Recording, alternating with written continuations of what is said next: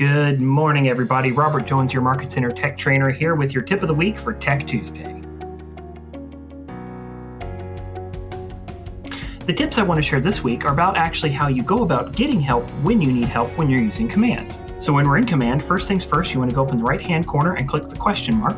And this is where you can find guided tours of how to use the site, as well as Keller Williams University articles. The most important thing you need to be able to do is to click Chat with Support. This is where live tech chat support are there to help you. First, it starts off with a bot, trying to give you options of how to solve your problems on your own. But if you need to talk with live chat support, make sure to click the Get in Touch, and it will put you in touch with someone who can specifically help you. Also make note that if you're having specific DocuSign problems, make sure to tell them that you have DocuSign problems, and they will direct you to the specific DocuSign support representative. Last but not least, when you're looking for specific tech support, they oftentimes need a video to see the error that you're having. And to remedy that, we're going to need to go to loom.com.